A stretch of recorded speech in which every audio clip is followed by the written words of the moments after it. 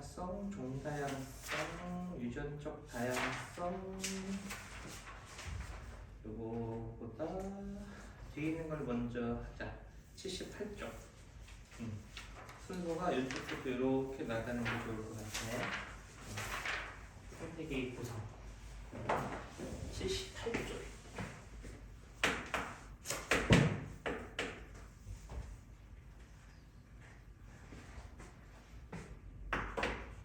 하나하나 개체들의 모임을 개체군이라고 불러.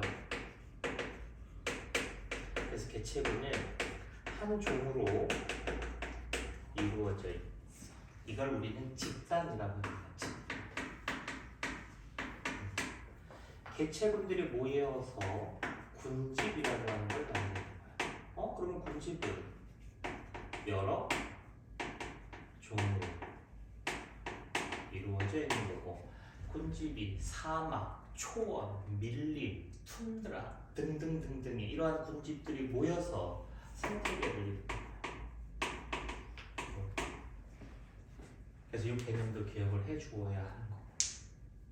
됐어? 자, 생태계에는 이렇게 생물들만 있는 건 아니다. 생태계 안에 생물들을 생물적 요소라고 설명을 하는 거야. 이 생물적 요소에는 생산자도 있고 소비자도 있고 분해자도 있고. 근데 생물들만 있는 게 아니라 이제 비생물적 요소, 요거는 그냥 환경을 뜻하는 거야. 환경. 빛도 있고 온도, 물, 공기, 토양 등등. 환경들이 생물에게 이렇게 영향을 미치거든. 이러한 걸 작용이라고 불러. 생물도 환경에 영향을 이렇게 미치거든. 이것은 반작용이라고 불러. 생물들 사이에서도 서로 영향을 받아. 그래서 이것을 상호작용이라고 부르는 거야. 그래서 이게 기억, 니은, 디귿 이런 식으로 기호를 적어놓고 물어봐. 가을이 되면 단풍이 든다. 기억, 니은, 디귿 중 뭐에 해당하게? 가을에 단풍이 들어. 기억. 왜? 왜 기억이라고 생각을 했어? 날씨 좀 나무. 자, 가을이 되면은 평균 기온이 내려가거든. 그 온도가 내려간다는 얘기야? 그러면 잎에 있던 녹색 색소, 엽록소들이 파괴가 돼. 그럼 저 녹색 색소 때문에 드러나지 못했던 노란색, 빨간색 색소가 드러나는 거야. 이것을 카로티노이드라고 불러. 이것이 드러나. 그래서 이 색깔 때문에 울긋불긋 단풍이 드는 거지. 그러니까 결국은 이거는 기억에 해당하는 거야. 작용에 해당하는 거야. 이해됐어? 지렁이는 토양이 통기성을 증가시켜준다. 이거는 뭐게? 이거는 니은 반작용에 해당하는 거야. 지렁이라고 하는 생물들이 토양을 돌아다니다 보면은 구멍이 이렇게 막 생기기 때문에 공기가 잘 드나들 수 있어서 비옥한 토양이 된다, 이렇게 표현을 하거든. 그래서 생물이 환경에게 미치는 반작용, 이거는 환경이 생물에게 미친 작용. 홍과식물과 뿌리혹 박테리아, 이건 뭐게? 이게 생물들 사이에 주고받는 영향이야. 그 중에 뭔지 아냐? 홍과식물하고 뿌리혹에 붙어 사는 세균, 박테리아는 생산자하고 분해자? 얘네들이 상호작용 중에서 상리공생이라고 하는 상호작용이거든. 상리공생이란 뜻은 뭐니? 너도 좋고 나도 좋고. 서로 득이 되는 거야. 그럼 얘도 득이 되고 얘도 득이 된다? 무슨 득이 있을까? 얘 세균이거든. 박테리아는 광합성을 못 하거든. 얘는 식물이잖아. 얘는 광합성을 하잖아. 얘는 광합성을 하려면 뭐가 필요해? 이산화탄소도 있어야 되고, 빛도 있어야 되는 거야. 자, 근데 얘가 뭘 할 수 있냐면 질소라고 얘기하는 걸 이용해서 단백질도 만들어야 되고 핵산도 만들어야 돼. 그러니까 단백질하고 핵산을 만들 때에는 반드시 질소가 있어야 되는데 식물은 대기 중에 있는 질소를 그래 직접 사용할 수가 없다. 그래서 얘가 도와줘. 대기 중에 있는 질소를 말이야 암모늄 이온으로 바꿔준다 얘가. 그래서 이 암모늄 이온을 얘한테 이렇게 공급시켜줘. 그럼 얘는 이거를 이용할 수 없었는데 얘가 이거를 공급해주게 도와줬잖아. 그럼 얘도 얘한테 뭔가를 대가를 줘야지.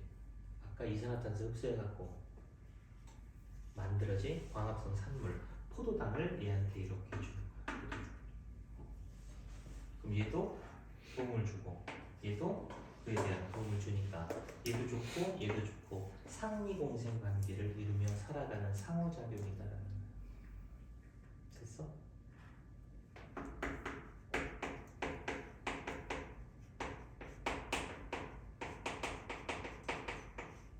혹등고래와 따개비 이것도 상리공생일까? 이건 뭐야? 한쪽만 득이 된다? 이런 거 편리공생이라고 하는 상호작용이야. 편리공생. 이것도 상호작용 중에 하나야. 누가 득이 되는 거야 도대체? 따비. 왜?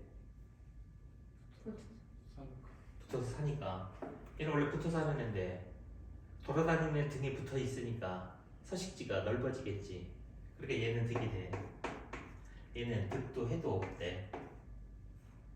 근데 얘는 간지러움을 느낀다는데 연구 결과 해 아니야? 기생 아니야 이거? 아 연구 결과 혹동고래가 얘 때문에 간지럽대. 그럼 얘는 해를 입는 거잖아. 그럼 이렇게 해야 되는 거 아니야? 그럼 한쪽만 되게 되니까 이건 편공생이 아니라 얘는 해가 되니까 이건 기생 관계거든.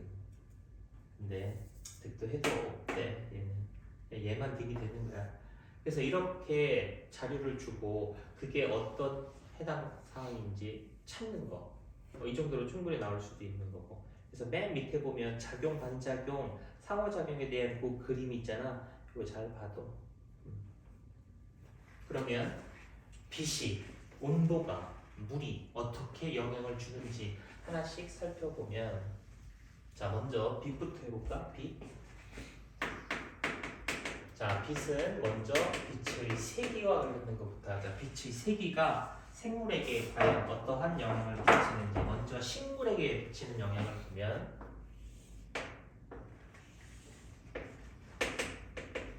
빛의 세기고 요거는 빛의 세기가 0이야. 아래쪽은 이산화탄소가 방출, 위쪽은 이산화탄소가 흡수가 되는 그림인 거고. 자, 빛이 없어. 식물은 광합성을 못해. 근데 우리처럼 밤중에 호흡은 해. 그러면 이만큼의 이산화탄소를 내보냈다라는 거야. 빛이 0일 때는 광합성을 하지 못하고 호흡을 하는 거야. 그래서 이게 호흡량이야. 2. 자, 빛을 점점 비추기 시작하는 거야. 그럼 이 식물이 드디어 광합성을 하기 시작하는 거야. 근데 요 빛 이상으로 빛의 세기가 증가하더라도 더 이상 증가하지는 않아. 왜 여기서 광합성 속도가 또는 광합성 양이 증가하지 않는가? 그 이유는 광합성은 빛 에너지를 흡수해서 광합성에 이용을 하잖아. 근데 빛 에너지는 누가 흡수하는 거냐면 광합성 색소가 흡수해. 요 빛 이상에서는 놀고 있는 광합성 색소가 없다는 뜻이야. 즉 포화된 상태에 있는 거야. 그러니까 모든 광합성 색소가 빛을 받고 있다라는 뜻이야. 그러니까 아무리 빛의 세기가 증가하더라도 놀고 있는 애가 없기 때문에 더 이상 빛을 받을 수가 없지. 최대 받을 수 있는 거야, 광합성 색소들이. 그래서 이게 포화되어 있다라는 개념이야. 그러니까 생물에서 그래프가 이렇게 올라가다가 이렇게 일직선상으로 이렇게 가는 건 거의 대부분이 포화의 개념으로 해석을 하면 돼. 거의 대부분 맞아떨어져. 이것도 광합성 색소가 포화된 상태에 놓여있기 때문에 쭉 증가하다가 더 이상 요부터는 증가하지 않는다. 그럼 요때 광합성 속도가 더 이상 증가하지 않을 때 요때 요 빛의 세기를 광포화점이라고 부릅니다. 그럼 광포화점까지는 빛의 세기가 증가하면 광합성 속도는 증가하게 되어 있는 거야.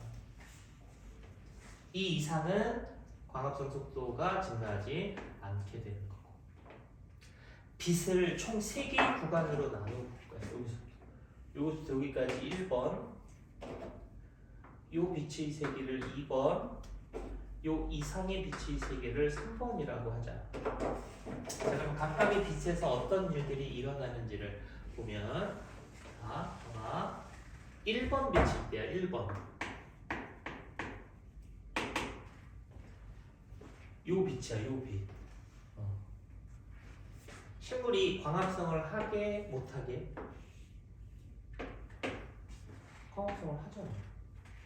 근데 그 만들어지는 광합성량이 엽록체에서 너무 적게 만들어지고 우리가 산소인 부산물도 너무 적게 만들어지는 거야. 세포 호흡이 일어나는 미토콘드리아로 산소가 충분히 공급되지 못해. 워낙 적은 양의 광합성이 일어나서 적은 양의 산소가 만들어지기 때문에. 그래서 밖에서 산소를 더 가지고 들어와. 그래서 얘가 세포 호흡을 더 하는 거야. 그러면 이산화탄소가 많이 만들어질 거 아니야. 근데 광합성의 재료로는 조금밖에 필요하지 않으니까 조금 공급해주고 나머지는 내버린다. 그래서 1번 비칠 때에는 광합성량이 호흡량보다 적어. 그래서 만들어내는 광합성량하고 호흡으로 소모되는 호흡량을 비교하면 1번 빛에서는 호흡량이 많기 때문에 오래 비추면은 생장을 하지 못하고 결국은 식물이 죽어. 만드는 것보다 쓰는 양이 훨씬 더 많은 빛의 세기이기 때문에 그렇게 쪽 1번 빛의 세기에서 일어나는 거야. 요 빛의 세기. 자, 2번일 때, 2번일 때 빛의 세기가 1번보다는 빛이 좀 강하기 때문에 엽록체에서 광합성을 통해서 만들어진 산소는 처음 1번보다 많아. 근데 그 양은 미토콘드리아가 충분히 호흡에 이용할 수 있는 양이 공급이 된대. 그럼 얘가 또 호흡을 통해서 만들어진 이산화탄소도 광합성을 통해서 충분히 공급할 수 있는 이산화탄소 양을 집어넣어줄 수 있기 때문에 외관상 기체의 출입이 없대. 없다가 아니라 없는 것처럼 보인다는 뜻이야. 그게 무슨 말일까?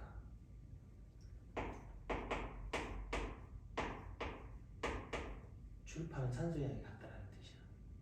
그럼 여기는 들어오는 것만 있냐? 아니야, 나가는 것도 있어. 근데 들어오는 개념이 많더라.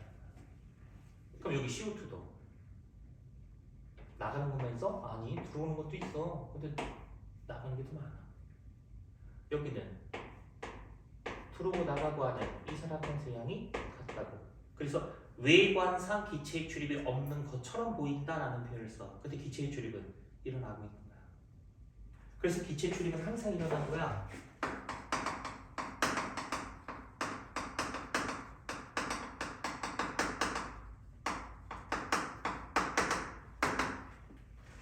우리가 낮에만 숨 쉬는 게 아니잖아. 밤에도 잘 때도 숨 쉬잖아. 마찬가지야, 쟤도. 기체 출입은 항상 일어나고 있는 거야. 그럼 이때는 얘하고 얘가 양이 같아. 광합성량과 호흡량이. 이해됐어? 만들어내는 양하고 쓰는 양하고 같다고. 그럼 그 빛을 계속 비추면 잘할 수 있을까? 뭔가 남아야 기껏했을 거 아니야? 그치? 만들고 다 쓰고 만들고 다 쓰고 만들고 다 쓰면 뭔가 안 남잖아. 그러니까 얘는 생산을 안 해. 그래서 죽지는 않아. 그대로 유지가 되는 거야. 키가 그대로 유지되는 거야. 이때 광합성량과 호흡량이 같을 때 이때 요 2번 빛의 세기를 가리켜서 보상점이라고 부릅니다. 보상점. 여기가 보상점. 얘는 하루에 2번 일어난다. 이게 해 뜰 때, 해 칠 때 빛의 세기. 해 뜨고 해 지겠지. 그래서 보상점은 하루에 2번 일어난다. 그럼 1번 빛은 무슨 빛이니? 해 뜨기 전 환해지는 그 상태의 빛. 해 지고 난 이후에도 어느 정도는 환하지? 그때의 빛이 1번이야. 그때도 광합성을 하기는 하는데 에이, 워낙 적은 양이 만들어진다. 이해됐어? 자, 그럼 세 번째 요거 3번 빛이 워낙 빛이 강하기 때문에 엽록지에서 광합성을 많이 해갖고 산소를 많이 만들어주고 본인은 세포호흡에 다 쓰고 남아서 바깥으로 내보내준대. 근데 이때도 들어가는 것도 있지만 나가는 게 훨씬 더 많다. 여기서 공급해주는 이산화탄소 가지고는 안 되니까 더 하려고 이렇게 흡수해서 광합성을 더 하는 거지. 이거 갖고 하고 더 가지고 돌아서 또 하는 거지. 이쪽도 물론 나가는 것도 있지만 들어오는 게 훨씬 더 많다. 더 가지고 들어와서 광합성을 더 하기 때문에 3번 빛의 세기에서는 광합성량이 호흡량보다 많기 때문에 식물은 잘 자랄 수 있다라는 거지. 이해됐냐? 그래서 각각의 빛의 세기에서 식물에서 일어나는 광합성량과 호흡량을 비교할 수 있어야 되는 거고. 됐어? 생장을 할지 생장을 하지 못할지 그것도 비교해야 되는 거고. 이만큼 식물이 하루 동안에 사용된 이산화탄소의 총량은 얼마냐 이런 걸 물어봐. 무슨 얘기냐면 여기서 여기까지를 총광합성량이라고 불러. 이 총광합성량은 요만큼을 무슨 양이라고 부르냐면 요것은 호흡량이라고 불러. 자, 이만큼 만들었어. 그리고 요만큼을 사용을 했어. 그러면 요만큼이 남지. 요거를 순광합성량이라고 부르는 거야. 언제부터 순광합성량이 남기 시작하니? 보상점 이상부터 남기 시작하지. 그러면 식물은 보상점 이상의 빛의 세기에서부터 자라기 시작한다는 뜻이야. 생장을 한다.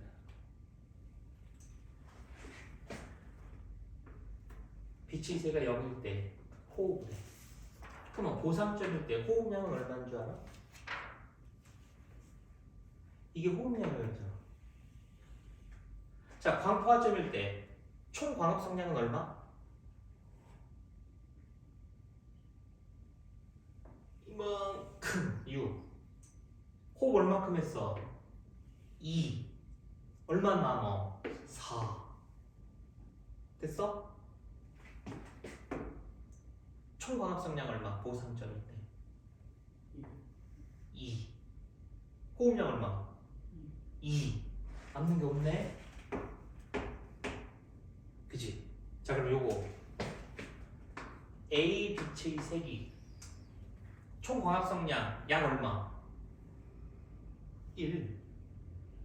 요만큼 광합성량 얼마만큼? 1만큼. 호흡량 얼마? 2. 오래 비추면 죽어. 말뜻 이해되니? 근데 여기서는 왜 호흡량이 다 같아요? 같아. 온도가 있잖아. 봐봐. 이건 빛의 세기에 따른 광합성 양을 알아보는 거야. 이게 여러분들 그 탐구 과정 배웠냐 혹시? 뭐 조작 변인, 통제 변인, 종수 변인 이런 거 배웠어? 초등학교 때 그게 나와? 면역적 탐구 방법 이런 거?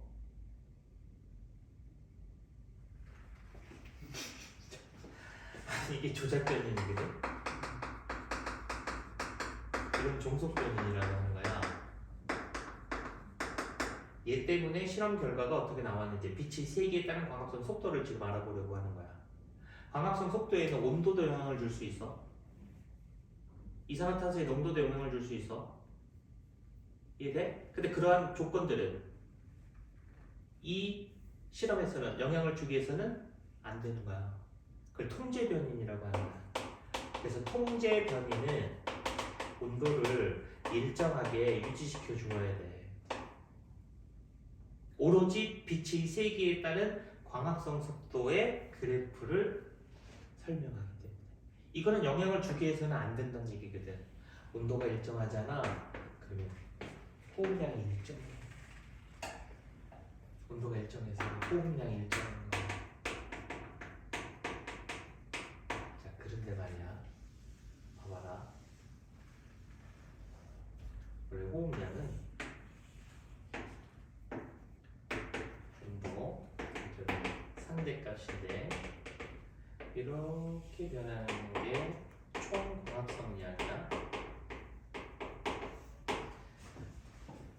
이렇게 변하는 게 이게 호흡량이다. 그럼 온도가 증가하면 호흡량은 증가하지? 여기서는 온도가 일정하다라고 하는 것이 통계 변인으로 숨겨져 있었던 거야. 그러니까 온도가 일정하면 호흡량이 일정하구나라는 개념인 거야. 자, 여기는 10도, 여기는 20도, 여기는 30도래. 몇 도에서 식물을 잘 자라게 할 수 있을까? 10도, 20도, 30도 중에 30도? 10도? 10도? 20도? 왜? 총광합성량하고 호흡량의 이 차이는 뭐게? 순광합성량이기 때문이야. 그래서 이 차이가 순광합성량이 얘가 제일 커요. 그래서 20도에서 키우면 잘 자라게 될 수 있어. 이해됐어? 여기는 호흡량의 온도가 일정하기 때문에 그냥 호흡량이 다 일정했던 거고. 이해됐어? 자, 이 그래프에 대한 이제 빛이 식물에게 미치는 영향에 대한 그래프 하나가 이제 더 나올 건데. 자, 봐봐. 이거 혹시 적었어? 응.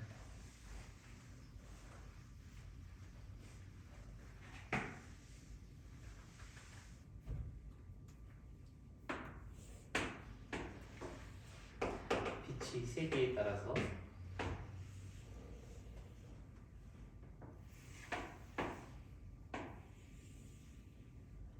가식물이 있고 나식물이 있어.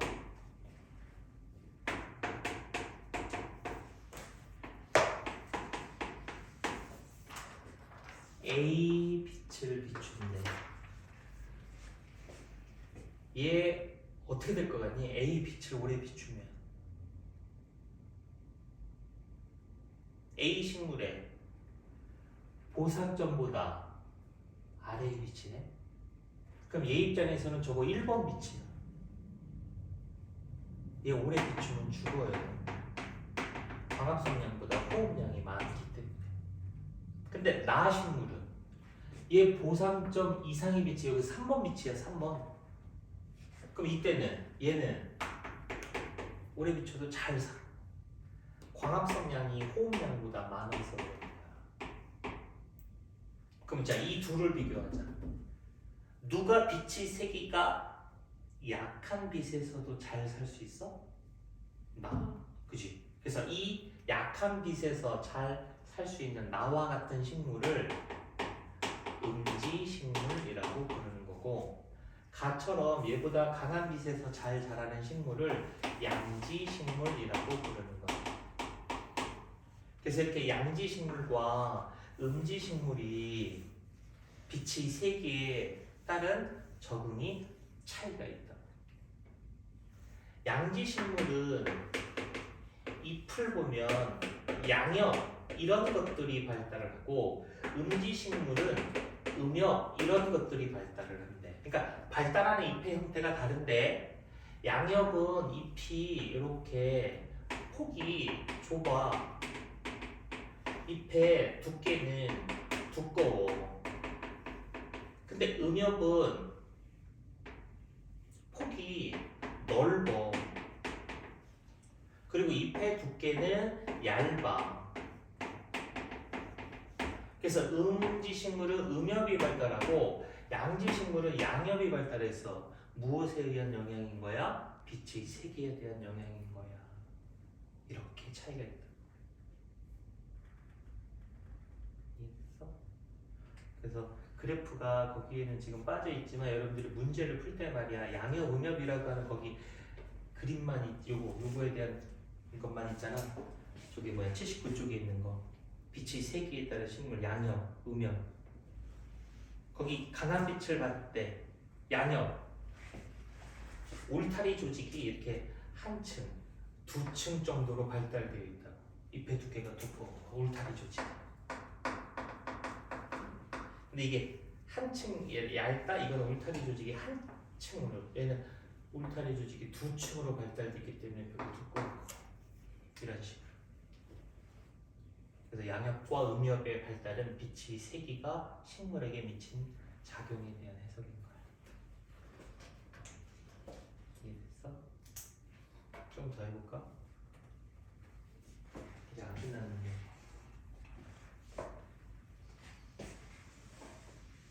니네 배추를 평지에다 심는 게 좋을까? 산꼭대기에다 갖다가 심는 게 좋을까? 배추. 응? 평지에다가 심는 게 좋을까? 지금 산꼭대기에다가 심는 게 좋을까? 응? 여기다가도 배추를 심고 여기다가도 배추를 심어. 평지에다가. 그럼 고랭지에다가. 내가 고랭지 농업 알지? 우리가 사회시간에 배우잖아. 왜 수학하기도 힘들고 운반하기도 힘든데 왜 산꼭대기에다 갖다가 배추를 많이 심을까? 수확량이 커서 그래요. 이쪽이 수확량이 훨씬 더 많아. 고랭지가 평지보다. 왜 그러냐면 자, 이 산꼭대기는 밤이 되잖아. 기온이 뚝 떨어져. 평지는 밤이 되잖아. 기온이 얼마 안 떨어져요. 그럼 이 차이야? 그게 뭔 차이가 있는데? 자, 기온이 많이 내려가면 호흡량이 줄어들어. 온도가 내려가면 효소가 기능을 잘 못하거든. 그러니까 이 호흡량이 준다. 그럼 남는 게 많겠네.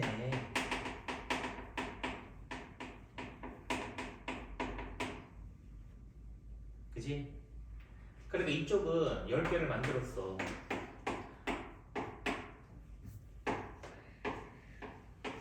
이만큼이 순과합성량으로 남는 양이야. 이게 호흡량으로 소모하는 양이야. 이건 총과합성량이고. 근데 여기는 처음에는 10개를 만들었어. 왜냐면 빛이 비치는 거 큰 차이가 없대.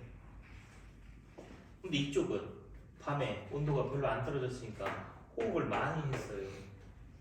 호흡을. 그럼 남는 게 얼마 없는 거지.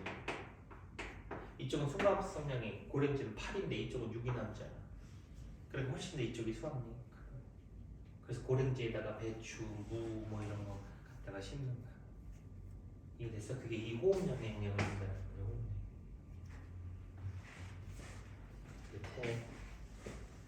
그렇대. 두 번째.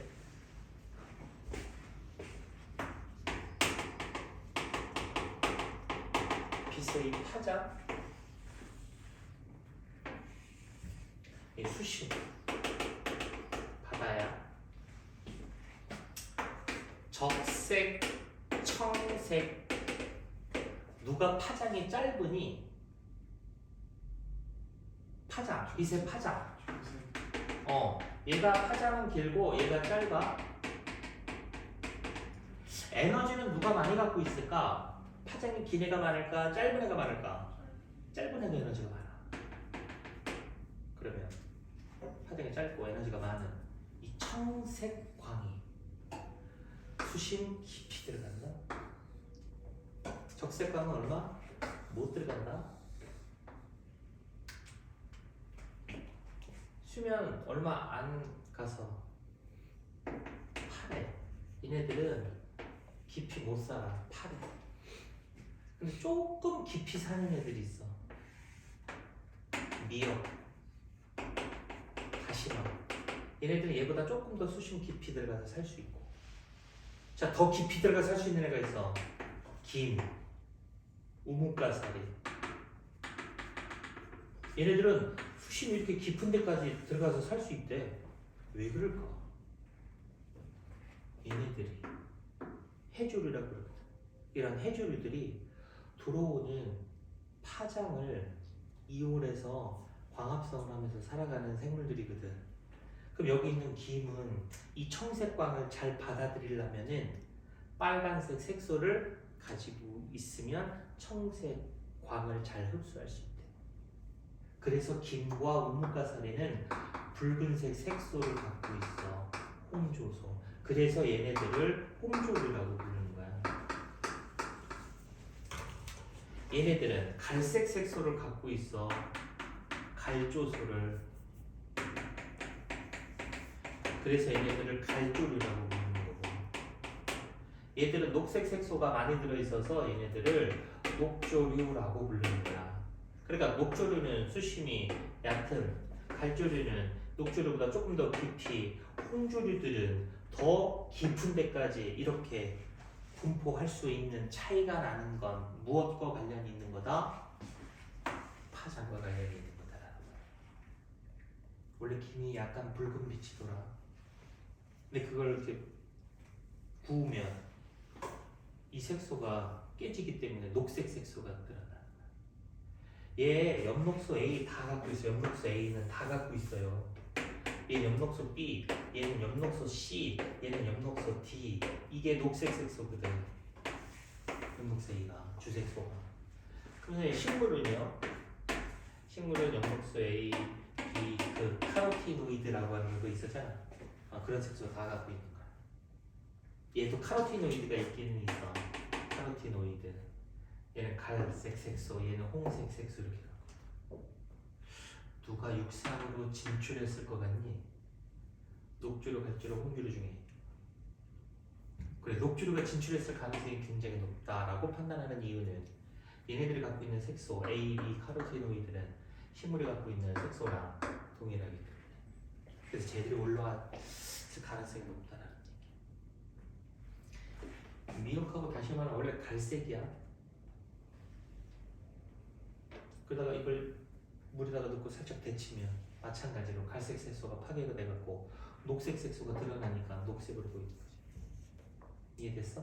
그래서 해조류들의 보색 적응 현상이다. 그래서 거기에 빛의 파장에 대한 내용이 이렇게 소개가 되어 있는 거야. 그 다음에 맨 마지막에 나와 있는 일조 시간, 이것도 뭐냐 이거지. 거기에 대한 해석을 해줄게.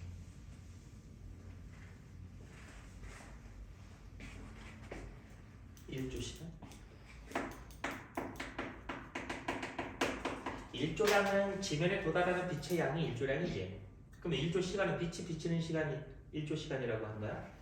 자, 봄, 뭐 여름에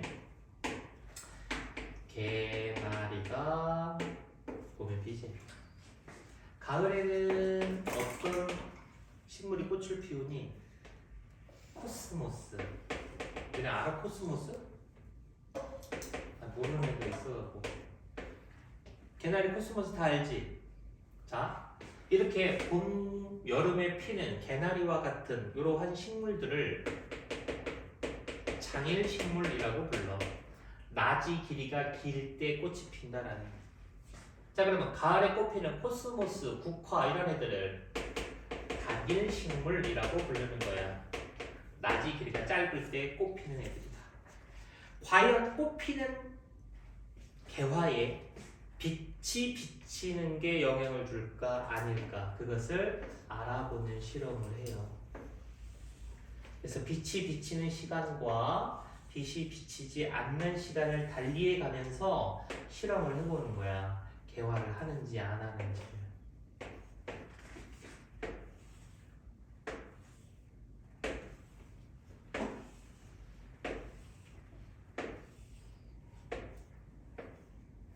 자, 여기는 첫 번째 조건이고, 이건 두 번째, 여기는 세 번째 조건이야. 봐. 여기 내려가 있는 요 선은 뭘 의미하는 거냐면 한계 암기 시간이라고 부르는데 이거는 임기 시간이라고도 불러. 한계 암기 임계 시간 뭐냐면 개화에 필요한 최소한의 암기 시간을 한계 암기라고 부르는 거야. 개화에 필요한 최소한의 암기 시간. 이게 개화에 필요한 최소한의 암기 시간. 이것도 개화에 필요한 최소한의 암기 시간을 말하는 거야. 이게 자, 첫 번째 조건에서는 이만큼은 빛을 비춰 명기. 이만큼은 빛을 비추지 않아 암기. 이렇게 뒤꿈치는 시간은 암기 시간이야. 그럼 두 번째 조건은 암기를 임기 시간보다 짧게 하는 거고 세 번째 조건은 이 암기 시간을 첫 번째 조건과 똑같이 해줬는데 이때 중간에 한번 살짝 빛을 줘. 암기, 빛, 그 다음에 암기. 여기는 암기, 암기 이렇게. 그럼 얘도 마찬가지. 이만큼은 암기, 이만큼 암기, 이만큼 암기. 얘도 중간에 비 한번 주는 거야. 이렇게. 자, 그럼 과연 이 개나리는 피고 안 피고, 피고 안 피고, 피고 안 피고. 코스모스는 피고 안 피고, 피고 안 피고, 피고 안 피고. 어떻게 해석할 거냐라는 거야. 낮의 길이로 이름이 장일식물이라면 이것을 얼른 바꿔. 밤의 길이로. 그럼 밤의 길이로 바꾸면 이름이 뭐가 되니? 단야식물. 아, 밤이 짧아야 꽃이 피는 식물이라는 얘기지. 헉, 넘어가 버렸네. 안 펴. 얘는 한개 암기보다 암기 시간이 짧잖아. 그치? 얘는 핀다. 자, 근데 세 번째는 필까 안 필까? 빛? 잠깐 주고 나서 또 암기 시간은 한개 암기를 지났지만 얘 입장에서는 빛을 비출 때까지만을 암기를 의식한대. 핀다. 그럼 봐봐. 첫 번째는 세 번째는 빛이 비치는 명기 시간은 똑같아 지금. 그럼 이때는 안 피고 이때는 피고 그럼 빛이 비치는 명기 시간은 개화에 영향을 주지 않는구나. 암기 시간에 개화에 영향을 주는구나. 그럼 여기 봐봐. 그럼 얘는 단일식물은 장야식물. 밤이 길어야 핀다고? 여기 넘어갔어. 펴. 얘는 안 펴.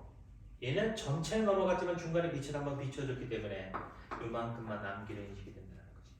그럼 개화는 낮의 길이가 중요한 게 아니라 개화는 연속된 밤의 길이가 영향을 준다는 거지. 그것도 연속된 밤의 길이야. 자, 봄에 너네 집 주변에 개나리가 핀 데를 좀 기억해봐. 가을에 가끔 피는 개나리를 볼 수 있을 거야. 가로등 밑에서 사는 개나리.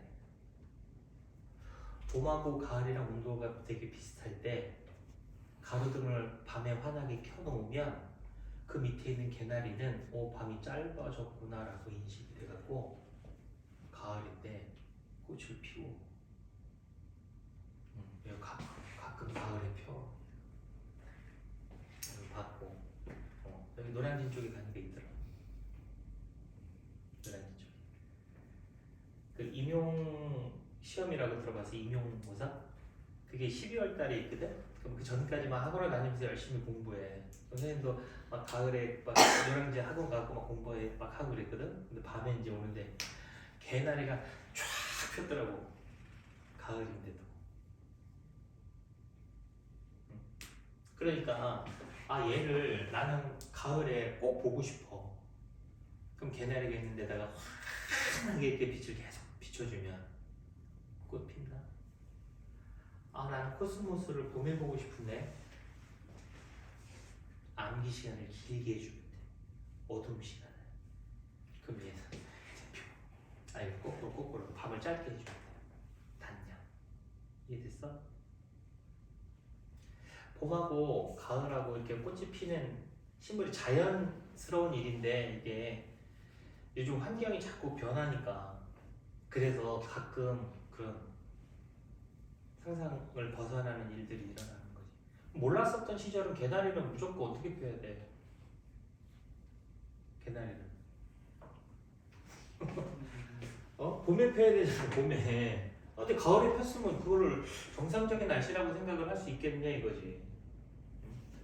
이해됐어? 그래서 이 일조시간, 빛의 파장, 빛의 세기가 얘네들한테 지금 미치는 영향을 공부했던 거야. 동물들 중에서도 봄에 알락는 애가 있어. 가을에 번식하는 애들도 있고. 그게 전부 다 눈으로 들어오는 빛의 양 때문이야. 자, 닭장에다가 밤에 환하게 불을 밝혀. 왠 줄 알아? 눈으로 빛이 너무 많이 들어가지? 그지? 그러면은 성호르몬의 분비량이 증가해갖고 알을 많이 낳아. 그래서 닭장에다가 환하게 밤에 불을 밝혀주는 거야. 인간의 욕심 때문에. 지가 알락 싶을 때 낳은 알이 맛있는 거야. 그 닭장 같은 데다 키워서 거기서 얻어진 알은 영양가도 별로 없고 동물복지 들어봤어? 동물복지? 그런 고기가 훨씬 더 영양가도 높고 질도 좋대잖아. 근데 대신 비싸지. 근데 나는 조금 돈을 더 지불하고서라도 그런 걸 나는 사 먹을 용의가 있어. 근데 사람들은 그 수요가 그렇게 많지 않기 때문에 등한시하고 있거든. 빨리 바뀌어야 되는 그런 거야. 동물복지. 어쨌거나 그게 일조시간이라고 얘기를 하는 그 얘기다. 그래서 지금 빛이 생물에게 미치는 영향에 대해서 정리를 했고, 자, 그 다음에 온도가 미치는 영향. 온도.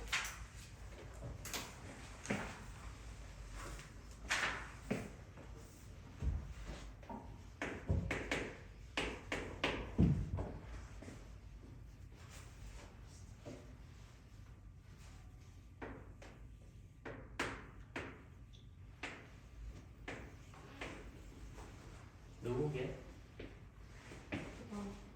어떻게 알았어? 얘 북극여우야. 얘는 사막이 생긴 게 가볍게 생겼지. 북극여우는 귀가 작아. 말단부가. 사막여우는 귀가 커. 왜 이렇게 귀 모양이 차이가 나지? 이게 춥잖아. 귀를 크게 갖고 있으면 열, 방출량 때문에 체온이 떨어져서 죽어. 그러니까 귀를 작게 만드는 거야. 얘를 줄이려고. 이거를 크게 만든 건 더운 환경에서 살기 위해서 열 방출량을 증가시켜주는 이러한 방법으로. 그 몸집을 크게 했어. 왜? 열 발생량을 늘리려고. 몸집을 작게 만들었어. 왜 그래? 그거는 열 발생량을 줄이기 위한 그런 행동이다라는 거지.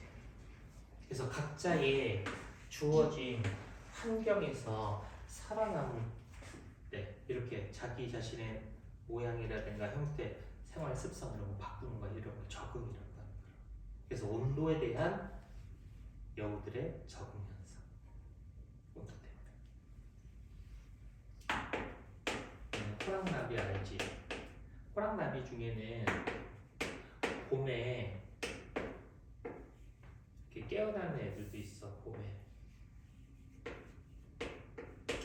근데 여름에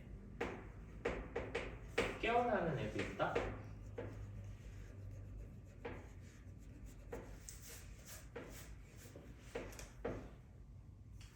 봄에 깨어나는 애는 크기도 작고 색깔도 화려하지 않아. 근데 여름형은 크기도 커. 그리고 색깔도 화려해. 왜 이런 차이가 있을까? 얘네들의 그 발생 과정을 생각해 보면 알에서 애벌레가 됐다가 번데기를 거쳐서 개체가 되지. 자, 봄에 개체가 된다고? 그럼 번데기 시절을 얘는 추운 겨울이야. 여름에 깨어나는 얘들은 번데기 시절이 따뜻한 봄이란 말이야. 그러면 겨울의 번데기 시절을 거치는 봄형은 온도가 낮기 때문에 물질 대사율이 굉장히 적어.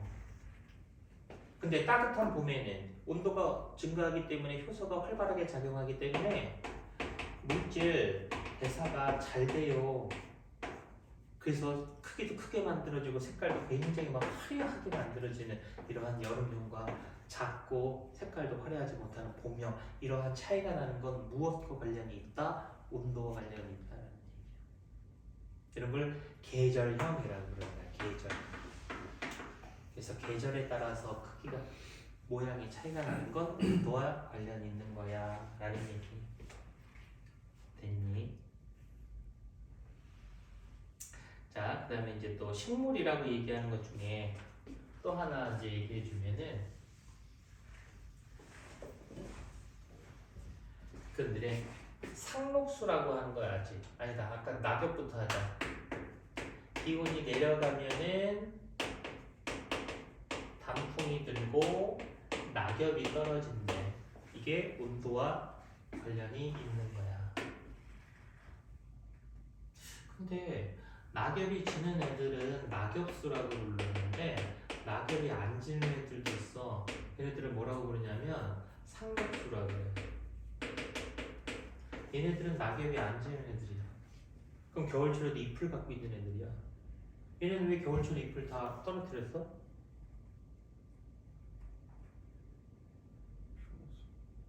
추워서 잎을 떨어뜨렸어? 잎을 갖고 있다가는 증산작용이 활발하게 일어날 수 있거든? 겨울철에 물을 확보하기 힘들어. 잎까지 갖고 있으면 수분 증발을 통해서 물을 많이 잃어버릴 수 있기 때문에 이듬해 봄까지 낙엽을 다 떨어뜨리는 거야. 근데 낙엽이 안 지는 애들은 그 추운 겨울을 살아남아야 될 거 아니야. 얘들이 여름철과 겨울철에 잎에 탄소화물을 저장하는 형태가 달라. 여름철에는 녹말로 저장을 하지만 겨울철에는 포도당으로 저장한다.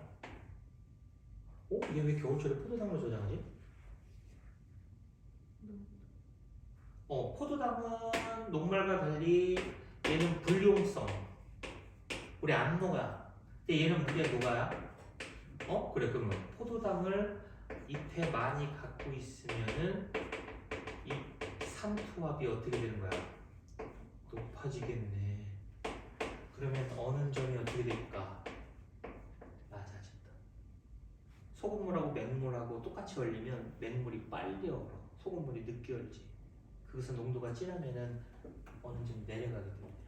그럼 이렇게 추운 겨울에 버티려면 잎에다가는 이걸로 저장을 하는 거야.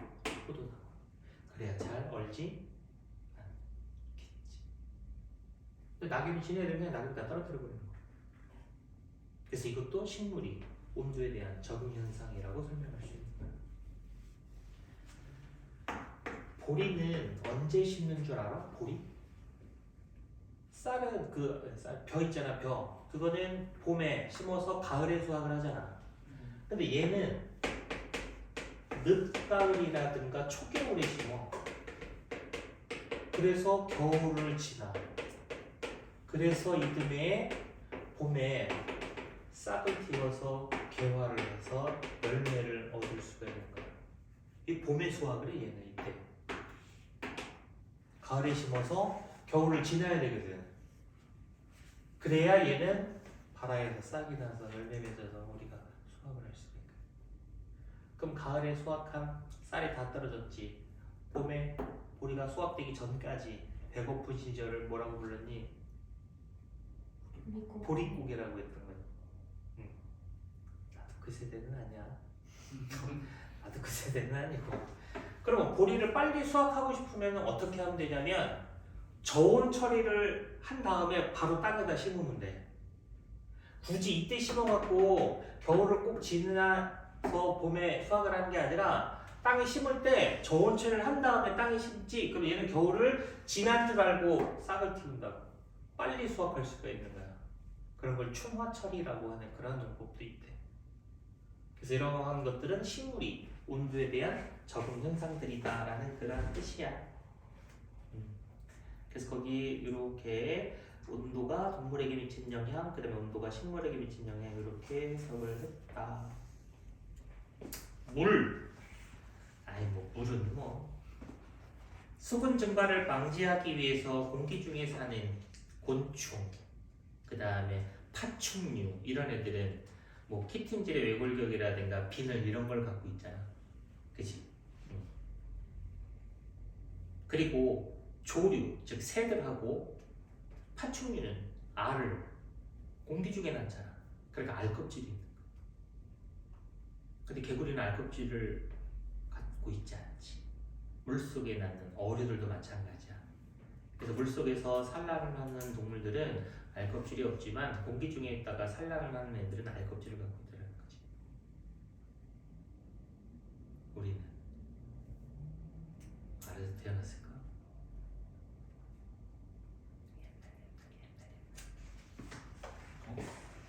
옛날에 야 참 과학이 응? 참 많은 거를 알아냈어.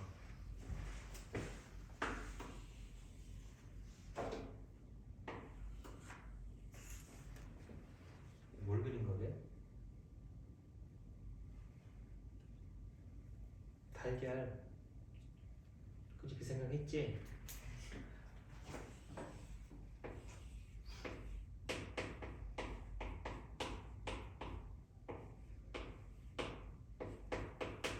걔 누구야? 병아리 아니야. 누가 병아리가 돼? 병아리 무슨 색? 노란색. 노른자. 아니야. 흰자일까?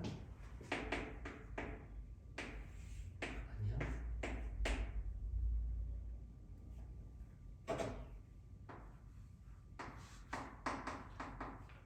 배가 병아리가 된 거야. 배? 배? 그 초등학교 애들한테 배가 병아리가 되는 거야 라고 가르쳐주면 이해를 못해. 먹는 거? 타는 거? 내가 가지고 있는 배? 막 이런 생각을 한단 말이지. 이게 배야 세포야? 배야 세포. 이게 있어. 그럼 그게 유정란이야. 존재하지 않아. 그게 무정란이야. 유정란은 품으면 병아리가 된다. 얘는 품어봤자 병아리 안 생겨. 무정란이기 때문에. 내 이해 왜 했는 줄 알아? 그럼 얘네들은 뭐라고 얘기하는 거냐면 난황이라고 얘기하는 거야. 난황. 양분이야 양분. 여기 있는 배가 병아리가 되기 위해서 필요한 영양물질들을 가지고 있는 양분 덩어리라고. 이해됐어? 그러니까 이 닭의 DNA에는 뭐가 있는 거야? 난황을 만들어내는 난황 유전자가 있는 거야. 이해됐어?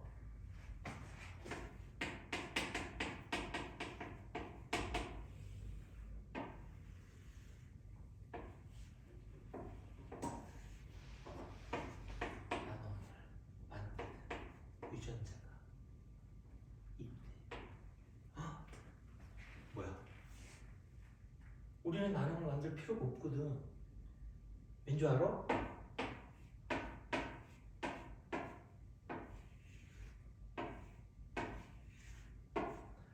엄마가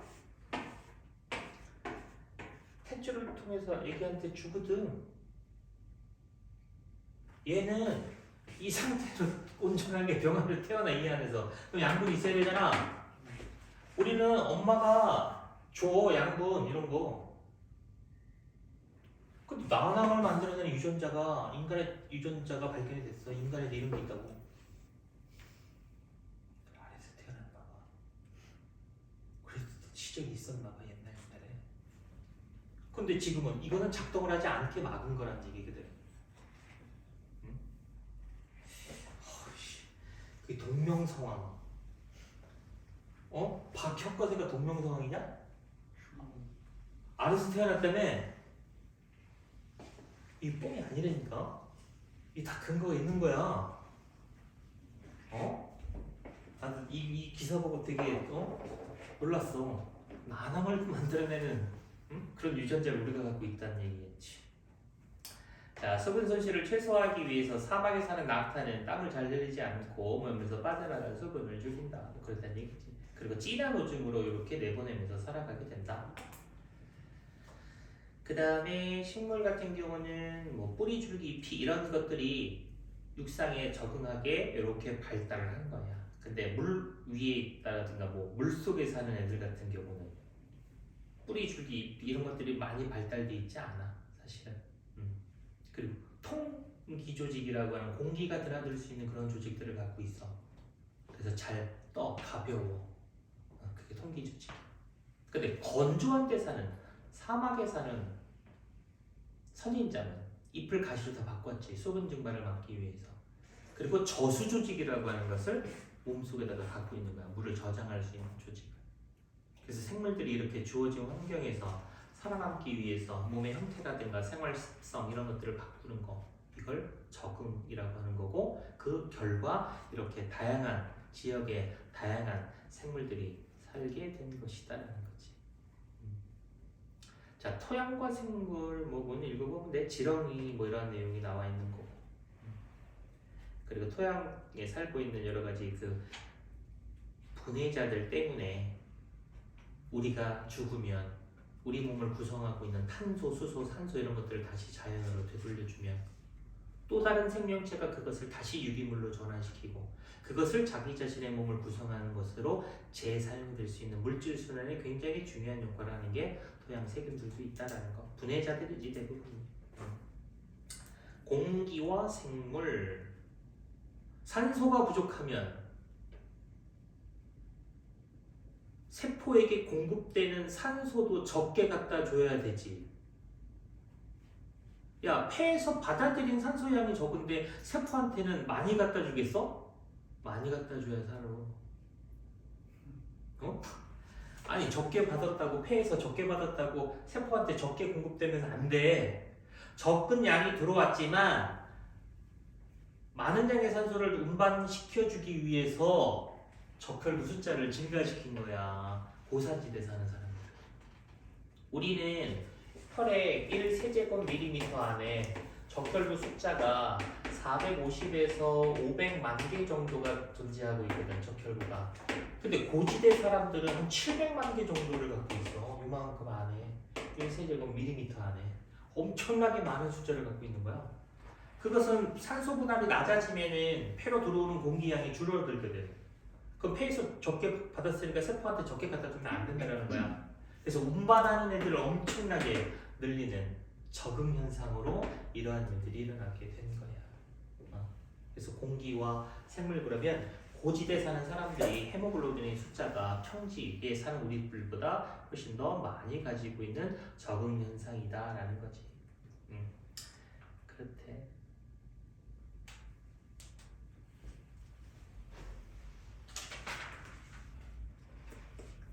인간과 생태계 잘 살면 되지 뭐. 생물 다양성 보존을 위한 노력? 혼자 하지 말고 좀 같이 하자 이거야. 사회적, 국가적, 국제적 이렇게. 자, 조금만 쉬었다가 이제 요거 마무리하면 될 것 같다. 좀 끊고 이 1시간 넘어가면은 업로드할 때 시간이 오래 걸려갖고